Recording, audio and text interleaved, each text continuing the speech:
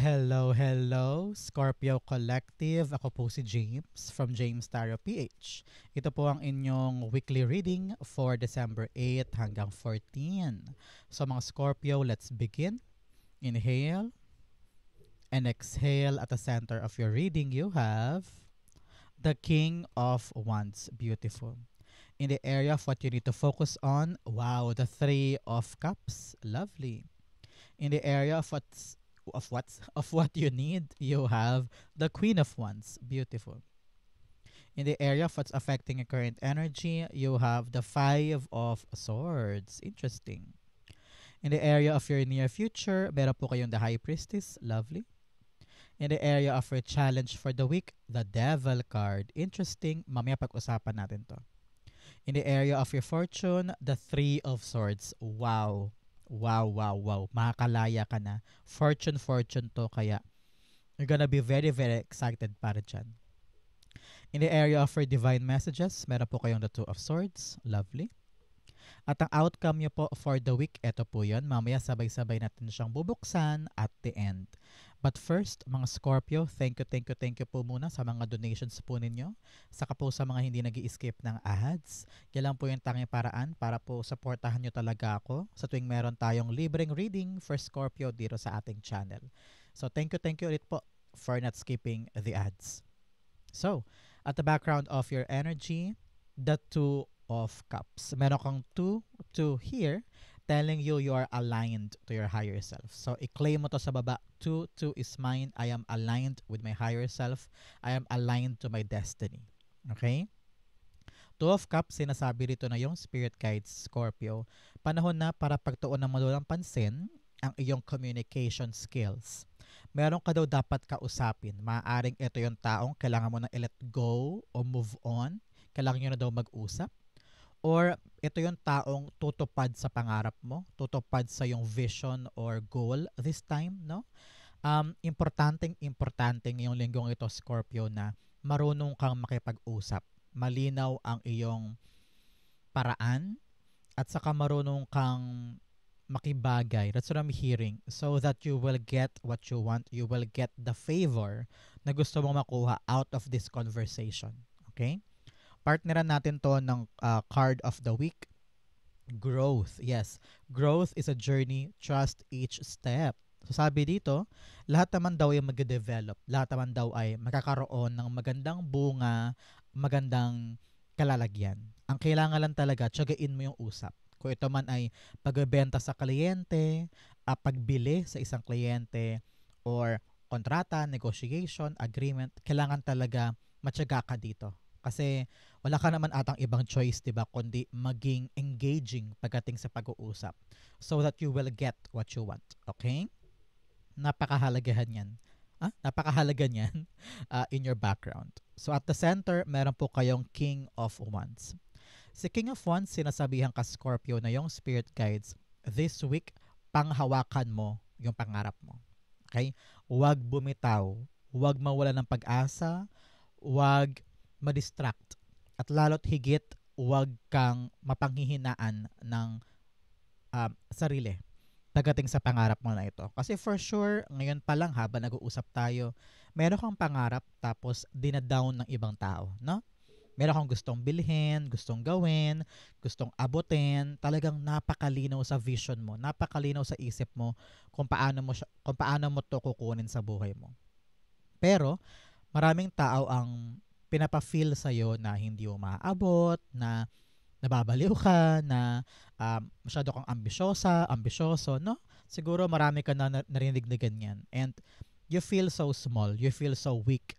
Pero payo sa'yo na yung spirit guides, Scorpio, panghawakan mo yan, yung pangarap mo na yan. At huwag mong bibitawan because this is really something beautiful for you.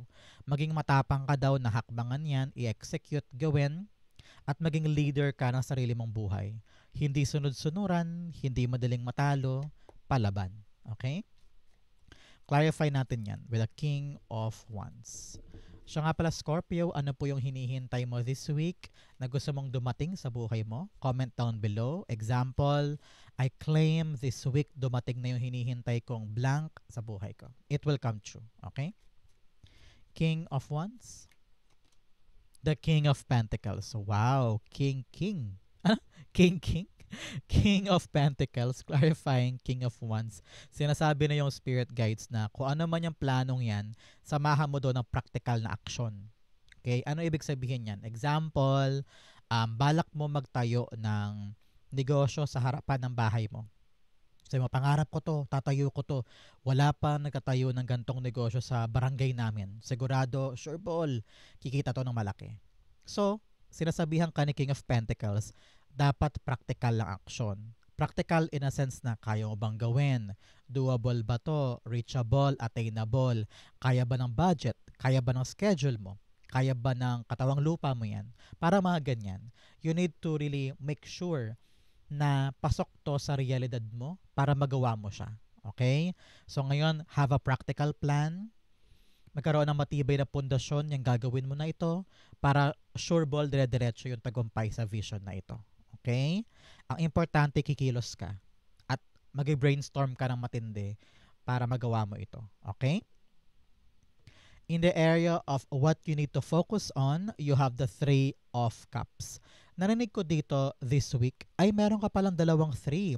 3 is a number of affection and love from your ancestors. So Scorpio, meron ka daw na mayapang kamag-anak na nasa kabilang buhay na, pero hanggang ngayon pinoprotektahan ka pa rin niya at tinutulungan ka niya. So mamaya pagkatapos ng reading, magdasal ka for her or for him na kamag-anak mo na para pasalamatan siya sa ginagawa niya. And also, magtirik ka rin ng kandila to give thanks, okay? And to pray for your ancestor's soul, okay?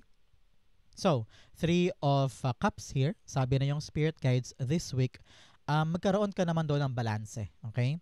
Balanse sa buhay mo. Nakita ko na you need to focus on your bonding time with friends and family.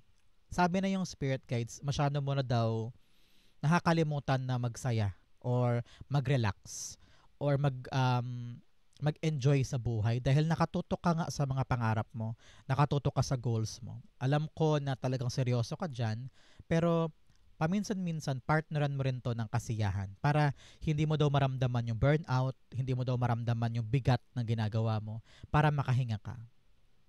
For others, Scorpio dyan, nakita ko dito na sabi na yung spirit guides, malapit mo na daw makuha yung magandang bunga or magandang harvest, no?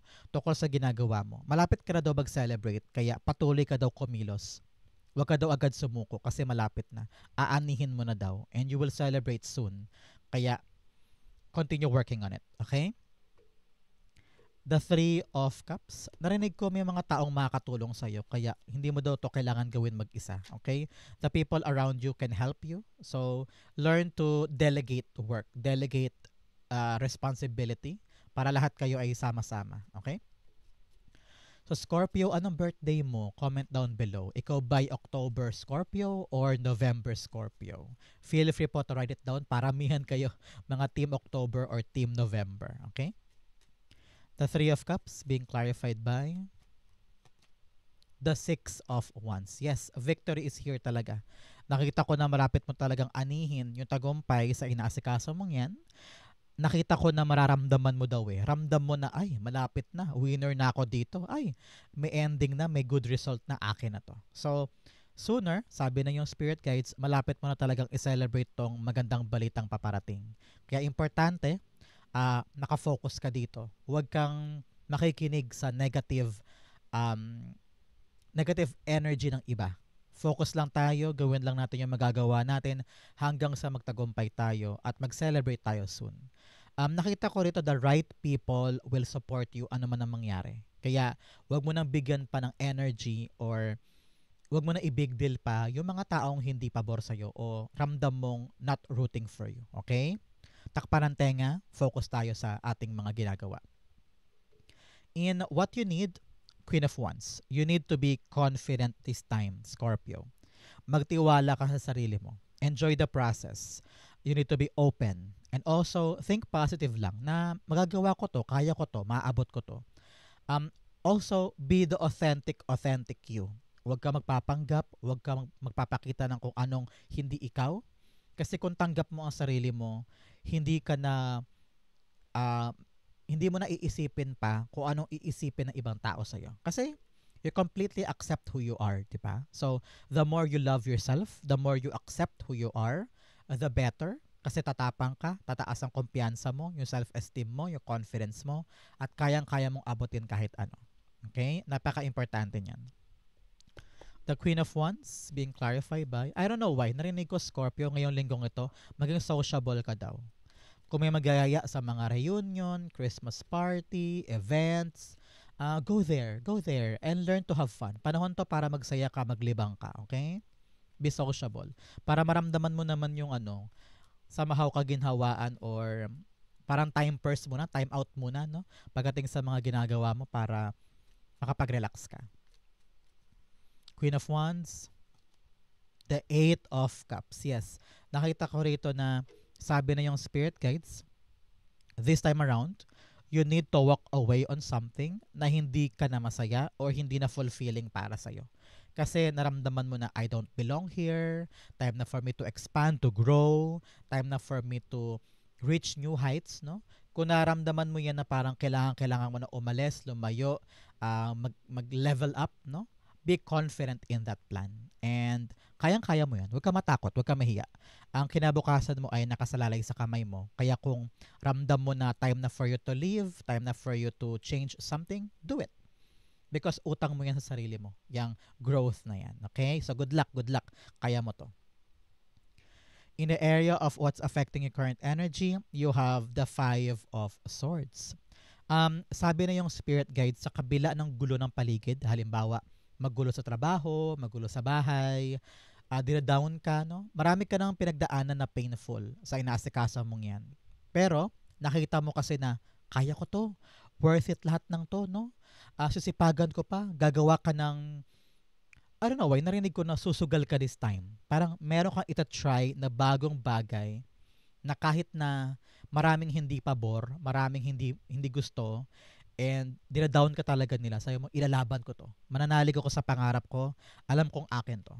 And it will grow beautifully para sa'yo. So, continue fighting for this. Huwag kang, anong tawag dun? Huwag kang mag-back down porque maraming kalaban or maraming umaayaw sa'yo o maraming obstacles. The more obstacle, the more that you need to fight for this. Kasi sooner than later, makikita mo rin na, ay, buti pala nilaban ko yun kasi good outcome pala. Buti pala tiniis ko yun kasi magandang resulta. Parang ganyan. So, kapag mas nahihirapan ka, gumagapang ka, mas lalo't higit kailangan mo lumaban. Okay? Because you will never know kung ano naghihintay sa iyo sa dako paraon. Okay? Tumilapon. Ang dami, ang dami. The Five of Swords being clarified by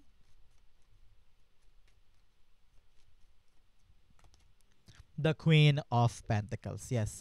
Naiisip mo kasi yung potential ng pwede mong abutin. Yung pangarap, permanenteng trabaho, permanenteng kita, paglaki ng ipon, paglaki ng kapirahan, nando lang ang mata mo eh. Sabi mo, gusto ko na umasenso, gusto kong umunlad, gusto kong lumaki yung sweldo ko, gusto kong ma-provide for my family, yung resources na gusto ko for them. Kaya nilalaban mo kahit mahirap. Kahit na masungit si boss, kahit na maraming palaaway na coworker, kahit na mahirap yung trabaho, ginagawa mo. Sabi mo, hindi ko to pwedeng pabayaan kasi dito ako kumukuha ng kapirahan ko o ng resources ko for my family. Kaya naiintindihan kita kung bakit kinakapitan mo tong pangarap na ito, tong dream na to. Kasi alam mo ito yung magbibigay sa iyo ng stability and foundation sa buhay mo. So, congrats. Saludo ako sa iyo, Scorpio. Okay? In your near future, meron po kayong the High Priestess. Sabi na yung spirit guides, marami kang questions, marami kang tanong, marami kang hindi sigurado sa buhay. And ito yung mga dahilan kung bakit minsan hindi ka lumalaban, minsan hindi ka sumusugal. Kasi nga, normal naman yan, hindi ka sure sa mga nangyayari, di ba? Pero sabi na yung spirit guides, kumapit ka sa yung intuition. Kapitan mo yung pananalig mo, paniniwala mo na, kaya ko to eh. Gusto ko to eh. Gagawin ko to kahit hindi sure. Kahit di ako sigurado. Kahit malabo. Kung naniniwala ka sa puso mo na kaya mo to, ilalaban mo to. Okay? Sabi rin na yung spirit guides, sooner, darating din sa'yo ang kaliwanagan. Sooner, darating din sa'yo ang sagot. kung maraming hindi sigurado, kung maraming hindi ka naiintindihan, balang araw, darating din sa'yo yung sagot at maiintindihan mo na. Mag-make sense na ang lahat na parang, kaya pala ganun, kaya pala ganyan. You will understand the mystery of your life, okay? The high priestess is being clarified by the King of Wands. Binalik din tayo. Sabi rito, maging palaban ka. Kung talagang pangarap mo yan, gusto mo yan, na-envision mo na para sa'yo yan, ilaban mo. Believe in yourself. Kapitan mo ang iyong intuition para dalhin ka niya sa katuparan nitong pangarap mo na ito. Panahon na to para maging palaban, maging maalab ang puso na tuparin, abutin, hawakan yung pangarap. Okay? Congrats po. In your challenge, you have light the darkness. Yes. Paliwanagin mo yung mga bagay na madilim sa buhay mo. Halimbawa, mga takot mo, alinlangan mo, mga kinakahiya mo. Panahon na para paliwanagin yan so that hindi na siya magamit against you at hindi na siya makahadlang sa'yo. Okay? You also have divine juggling. Yes, sa isip mo gulong-gulo, litong-lito. Hindi mo alam kung mag-i-stay ka pa ba, kung alalarga ka na, mag-move on na ba o hindi, mahatakot ba ako o hindi. Gulong-gulo ang isip. Kaya panahon na to, Scorpio, para paliwanagin ang isip, magkaroon ng solid na plano, kakapitan mo na hindi mo susukuan. Okay? Hindi atras abante. So, in your challenge, you have the Devil card. The Devil card here, sabi na yung Spirit Guides, marami kang temptasyon. Okay? Either right, left, center, marami kang distractions at baka maligaw ka ng landas at hindi ka makapag-focus sa importante. Especially here, sa visions mo, sa pangarap mo, sa goal mo. Baka mapalihis ka, mapatingin ka sa iba, ma-distract ka, doon ka maglaan ng effort, sayang, di ba? So ngayon, eyes on the prize. Huwag kang ma-tempt, huwag kang ma-distract. For others, nakita ko rito, kinakapitan mo pa rin yung mga lumang paniniwala mo or lumang pattern na hindi na gumagana sa buhay mo, pero takot kang bitawan kasi you don't know kung kaya mo ba. Example, mga maling friendship, maling trabaho, maling kaibigan, maling paniniwala. Nakita ko rito panahon na para harapin kung ano yung mga bagay na dapat mo na i-release para gumaan na yung pakiramdam mo. Okay? Para gumaan na din ang buhay mo. At makapag-decide ka na, mahanap mo na talaga yung tamang gagawin. Nakita ko dito, matapang ka naman eh. Kayang-kaya mo naman eh. Pero may pumipigil kasi sa'yo eh. Whether trauma in the past or sinasabi ng toxic mong parents o kaya takot kang ma-judge, takot kang mahusgahan, kaya parang hindi ka gumagalaw. So, panahon na para alisin mo ang sarili mo sa mga takot na yan, self-limiting thoughts at negativity. Okay? Devil card. The King of Swords. Yes, you need to really be smart this time para putulin. Tingnan mo naman siya, pakita ko sa inyo. You have the sword para putulin yung kadena na tumatali sa'yo sa isang bagay o sa isang tao. Malakas ka. So gamitin mo tong lakas na loob na ito para kumawala ka dyan. Kasi kung hindi ka kakawala dyan, halimbawa sa relasyon, sa maling paniniwala, sa maling galawan, sa maling friendship, mahihirapan ka mag-advance. So make sure na may lakas ka ng loob na bumitaw sa mga kabitaw-bitaw. Okay?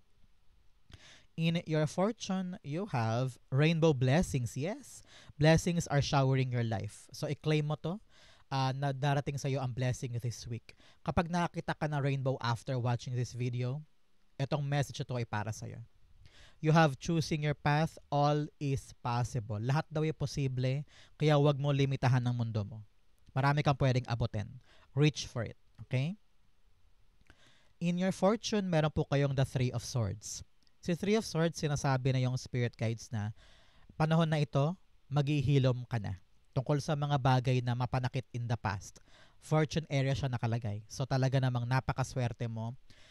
Narinig ko may closure na. Baka mag-usap kayo para masara na yung painful experiences.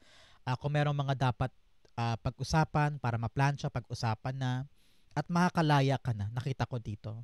Para sa ibang Scorpio dyan, marirealize mo this week na, ay, naka-move on na pala ako kasi may darating na bagong pag-ibig o bagong potential date, no? So, mararamdaman mo this week na, ay, healed na pala ako, naka-move on na pala ako, ready na pala ako for something more or something new. Para po sa ibang Scorpio dyan, nakita ko rito, makakalaya ka na sa bigat ng trauma from the past. And you're telling yourself na, hindi na ako papakadena pa sa mga takot na yon. Ready na ako to move on and be brave. So, congrats po. Naghilom na ang sugat. Ready ka na mag-move on. Congrats. The Three of Swords.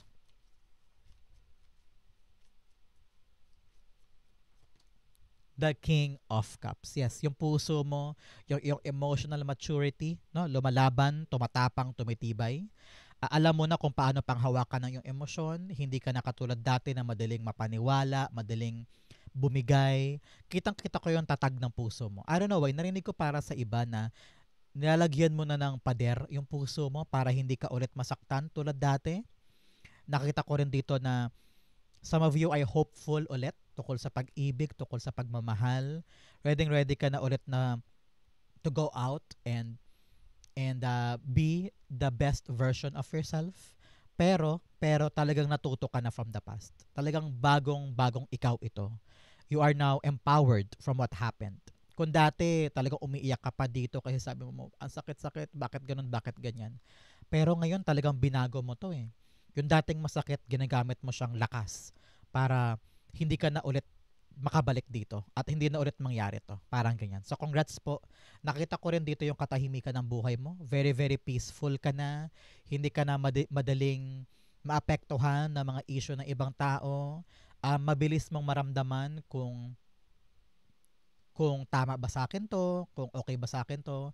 You are now really a very, very hindi sensitive pero mabilis ka makaramdam. Parang ganyan. So, good for you. Madali ka makaiwas sa red flag and green flags. Okay? Congrats po. I-claim mo to para maka-move on ka na, maghilom ka na, makuha mo na talaga yung kapanatagan ng puso mo. So, like, claim. In your divine messages, expect powerful change. Yes, magbabago na ang lahat from now on. Especially sa mga bagay na iniisip mo at binubuo mo. Congrats po. You also have a time to give rather than take. Panahon daw to para lalo kang magbigay, mag-effort, kumayod para makuha mo talaga yung good outcome, yung victory, success sa mga inaasikaso mo. Panahon talaga to para maglaan ka naman ng kaya mo so that it will happen for you. In your divine messages, meron po kayong Two of Swords. Narinig ko, sabi na yung spirit guides, huwag ka daw magmamadali sa mga desisyon mo. Kung nahihirapan ka pa at confused ka pa at may alinlangan ka pa, listen to your heart.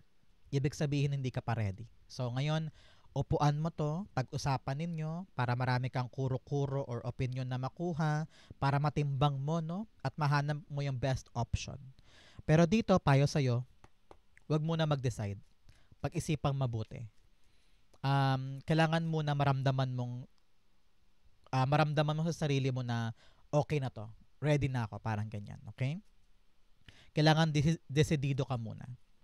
Two of Swords, the Fool card. Yes, the Fool card is all about taking risk or having this calculated risk pagdating sa mga bagong bagay na gusto mong gawin.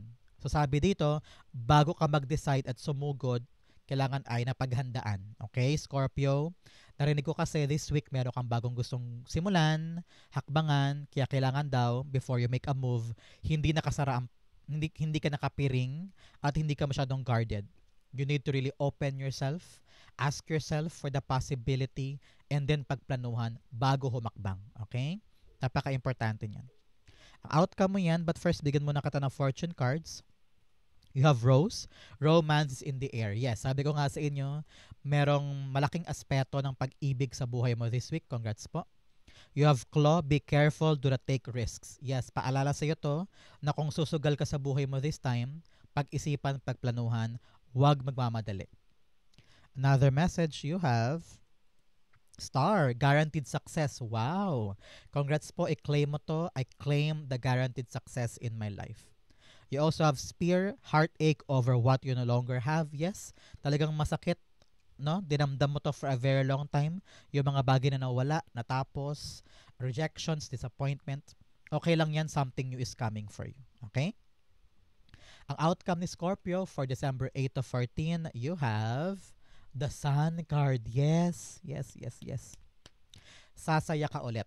No? Nakita ko rito na it will be good outcome pagdating sa conversation na ito, kung ito man ay kontrata, negotiation, agreement, pag-uusap, no? Talagang happiness is coming to you. Narinig ko dito, mapapanatag ka na. Kung ano yung mga dating bagay na inaalala mo, natakot ka, hindi mo mabitawan, talagang painful, ngayon parang lalaya ka na. Free ka na from all the pain, free ka na from all the heartbreak, disappointment, um, away, gulo, sigalot, no? Talagang planchado na. At ready ka na to relax, to have fun, and to enjoy what you have. Nakita ko rito maging ano ka daw maging positibo ka lamang. Huwag mo laging dibdibin yung mga bagay-bagay. Learn to have fun, learn to be happy. The people around you that supports you, talagang kailangan makipag-bonding time ka naman. Ito yung panahon for party, gathering, love, joy, social gatherings, no? Because doon mo maramdaman na talagang, ay, ang saya-saya naman. And parang maramdaman mo yung laya, yung freedom from all the heartbreak and this na pagkakadena mo, okay? Sun card, clarify natin for Scorpio. You have the Two of Wands. Yes. Tatlong two pala to. Two, two, two. Talaga namang aligned na aligned ka sa higher self mo. Kung ano yung ginagawa mo sa lupa, yun talaga ang nakatadhana for you. So, congrats po. Okay? You have Two of Wands. Nakita ko rito na ready ka na lumaya tungkol sa isang bagay, especially sa isang pattern na paulit-ulit lang. Sabi mo, ready na ako to tumulay, to take on a new journey, new place, new territory. Kahit unfamiliar sa'yo to, hindi ka familiar dyan, pero may kahandaan ka to do that. Kasi malinaw na sa isip mo kung ano yung gusto mo, kung ano yung ayaw mo, kung ano yung magbibigay sa'yo ng saysay sa buhay mo moving forward. Kaya ngayon nakita ko talaga, Scorpio, na magpaplano kang mabuti. This plan will be really, really clear para sa'yo at magkakaroon ka talaga ng lakas sa loob na gawin to. So congrats po, Scorpio. Good luck po sa iyong gagawin. Basta positive thinker ka lang at happy ka lang while doing it. It will work out in your favor. Okay? So Scorpio, ito po ang inyong December 8 to 14. Comment po kayo kung nakarelate ka. Babasahin ko po yan. Thank you again for watching hanggang dulo. I love you. This has been James for James Starter PH. God bless everybody.